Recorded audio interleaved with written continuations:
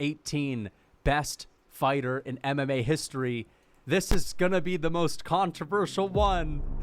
It's going to piss a lot of people off. But guys, as I said in the beginning of this video, this is not your conventional GOAT list. It is Arman Tsaryukyan. Arman Tsaryukyan is at the number 18 spot. 11th best fighter ever. The 11th best fighter ever. Now, this guy right here, his very last fight really rose him up the rankings for me. His last fight really rose him up the rankings. I got Arman Tsaryukyan. I've got Arman Tsaryukyan as the 11th best fighter. Funny, I'm seeing a lot of people bringing up Khabib, and it's so funny. Have you guys ever watched Khabib fight before? All right. 27th video. Okay, so after releasing my last slot video, I mentioned that my next video was going to be about Arman. All right, and that's precisely what this video is going to be about. So, on the topic of Arman, it's strange, right? Arman, I'm just going to say it, is the most overrated fighter on the roster. And before I continue with the rest of this argument, I'm going to define the word overrated to you. Okay, so this is what it means. Rated or valued too highly. Okay, we got that now? Can we calm down? Calm down with the pitchforks and torches? I need you guys for the rest of the video to not get upset, okay? And listen to the key word in that definition. Valued too highly. Not saying not saying it's not valuable, but valued too highly. So anyway, if we have reasonable listening skills, we can continue the rest of this video. Okay, so why do I say Arman is overrated? Okay, I am aware of how great Arman is, and I know that right now he is the second best lightweight behind Ilia Toptoro, right? You would beat Ilia Toptoro. We all know this. So why is he overrated, you ask? It's funny, right? As you saw in the intro that MMHA, one of the best fight breakdown analysis on YouTube, go subscribe, and he talks very heavily against Khabib and why he was overrated, because stylistically he never had hard matchups and predominantly fought strikers, which I agree with, but in the same breath we'll put Arman Tsaryukyan in the GOAT list. And listen, right, I don't understand. I understand all you Arman glazers will tell me, well, he beat Charles Oliveira. Yes, I understand that, but that's his best win, period. And again, we go back to MMHA's argument, since he's very big on criterias. Arman Tsaryukyan barely beat Charles Oliveira, and MMHA's words, Charles Oliveira should have won that fight. Recap video I posted for the fight. Now, I made a very clear, concise, well-backed claim that Charles Oliveira should have won that fight. I never said it was a robbery. The fight was not a robbery. It was very close. But per the judging criteria, Charles Oliveira won that fight. Anyway, which again, okay, great. So let's just say that if you personally just don't think think Charles should have won that fight, and you just clearly say that Arman won, right?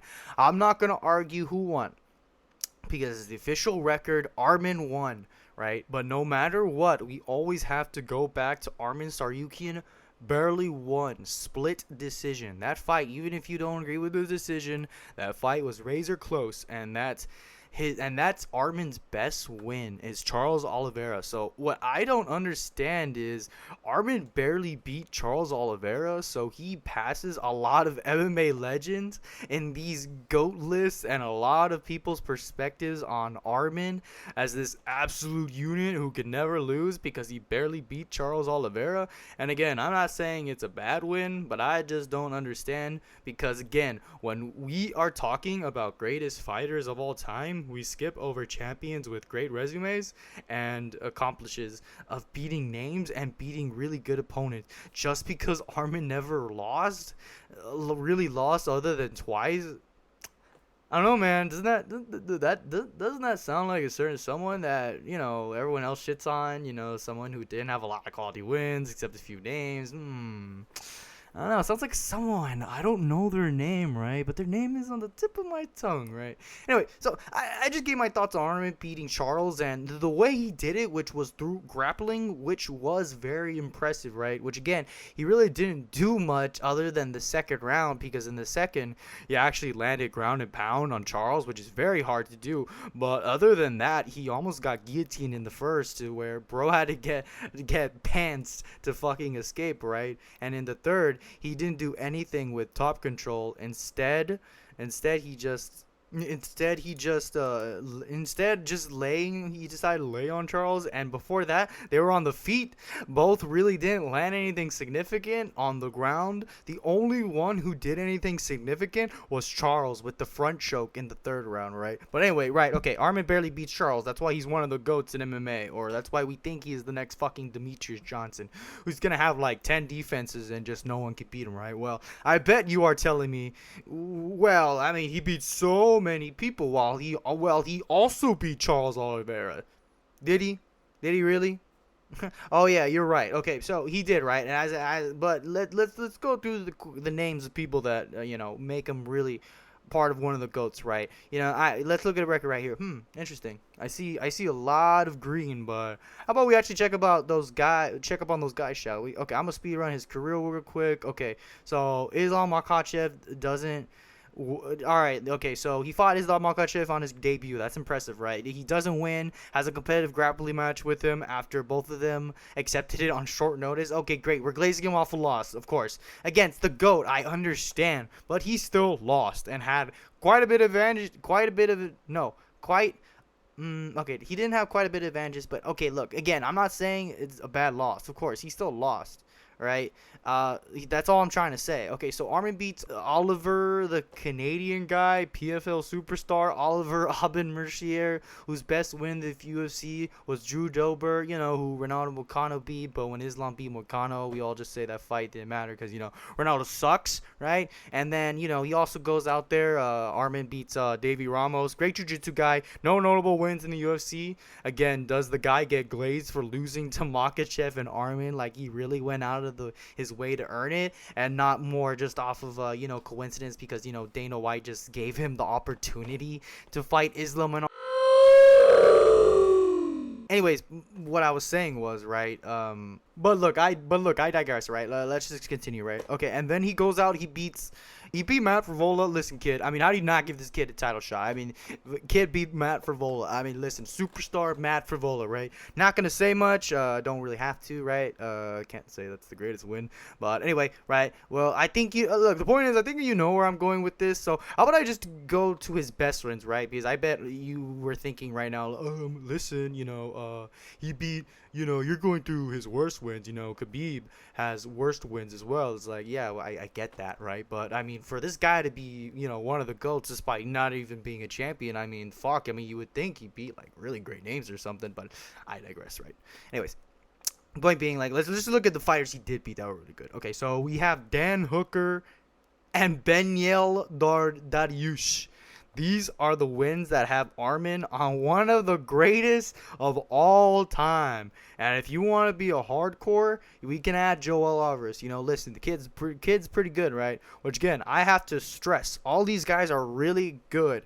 I am fucking aware that these guys are some of the best fighters right now, but that's the key word. These guys are good right now. Do you really think 5 to 7 years from now on, when we are unks, right? Well, I'm already an unk. I'm 40 years old, so you really think these kids on fucking TikTok are gonna be, and YouTube, right, are gonna be talking about Dan Hooker and Benyel Dariush as some of the fucking greats of the sports? Again, Khabib gets shat on for winning against Edson Barboza and RDA, right? Who, just want to say Edson Barboza beat those guys. Again, not using MMA math. That's not the point I'm using with this. I'm just saying, Khabib can't even be honorable mention for some of these guys' GOATs list, but we can put Arman in there because I guess he beat Charles Oliveira barely, and technically probably shouldn't have even won. But I mean, look at that. I mean, look, he fucking beat Dan Hooker, man. I mean, listen, kid, who does that to Dan Hooker, right? Listen, I fucking love Dan Hooker, but I mean, we're gonna put this guy on one of the greats for beating Dan Hooker and fucking Benyel Dariush and barely beating Charles Charles Oliveira, I mean, like, what are we doing here, right? I mean, like, I truly think that if he were to fight Ilia Topuria, I think he definitely can win, right? I'm not even saying that he's probably not one of the greatest of all time. He could be, and maybe I'll be put in a future Arman hater video, right? But I just find it so fucking strange how we are able to set aside our criterias for what makes a great fighter, specifically for Arman, just because of aura, which all this goes back down to, and recency bias. Arman might be the most fucking recency bias merchant I have ever seen, right? But anyway, guys, that's gonna be the end of this video. I hope you guys enjoyed it. If you think I'm wrong, let me know in the comments. Am I a fucking Arman hater? Let me know. Tell me how much I fucking suck. You know, let me know in the comments down below. Tell me how much I'm wrong, right? Tell me if you actually agree with it, because maybe I'm cooking, right? And if you don't like Khabib, also let me know down in the comments as well. And if you love Dan Hooker like I do, Dan Hooker's a fucking G, unrelated, but yeah, if you think that, you know, let me know. And who do you think Arman do you actually think Arman beats Ilia? Let me know down in the comments, because I'm not gonna lie, I could see it, but for sure I could definitely see Ilia winning. So it's like a 50-50 matchup. I totally agree. And just to wrap up this video, like I said, I'm just gonna end it on a final segment, right? Arman is great, I know that, but this guy is the most fucking recency bias merchant I think I have ever seen in the UFC. Just, you know, again, he reminds me of fucking. He just does remind me of like a Khabib pretty much. And, you know, we all fucking, you know, put Khabib not that great in the GOAT list, but, you know, we put Arman there. I mean, I don't know, man, just something to think about. All right, well, that's the end of the video, guys. If you made it this far, thank you. Let me know down in the comments once again. Leave a like, subscribe, and peace.